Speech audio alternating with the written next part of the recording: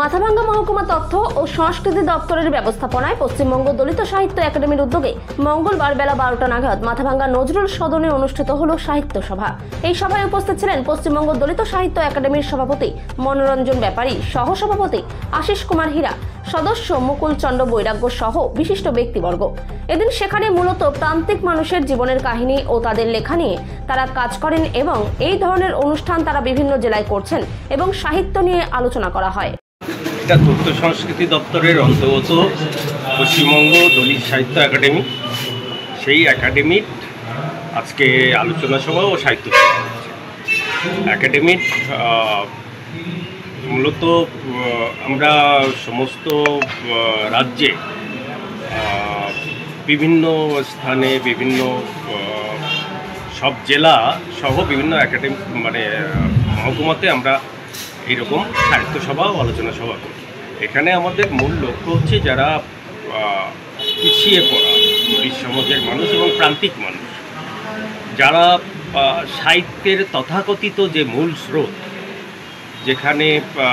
সেখানে তারা ঢুকতে পারেন না যে কোনো কারণেই হোক, এবং হয়তো ততটা পরিশীলিত নয় আমাদের এই কাঁচা হাতের শিল্প।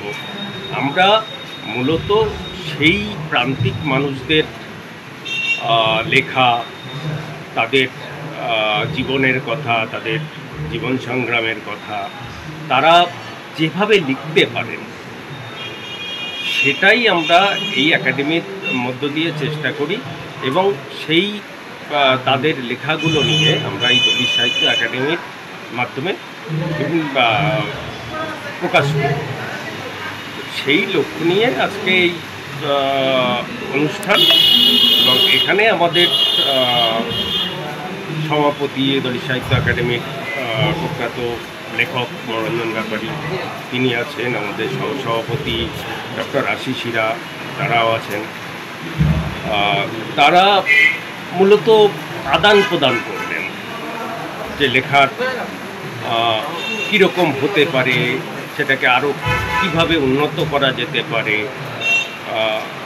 সেগুলো, এবং তাদেরকে মূলত উৎসাহিত করা, এই সাহিত্য শিল্প সংস্কৃতিতে উৎসাহিত করা, যাতে তাদের দৈনন্দিন জীবনের যে কথা সেগুলো আমরা প্রকাশনের মাধ্যমে সবার কাছে তুলে ধরতে পারি এবং একই সঙ্গে তাদেরকে উৎসাহিত করা এই সাহিত্য শিল্প।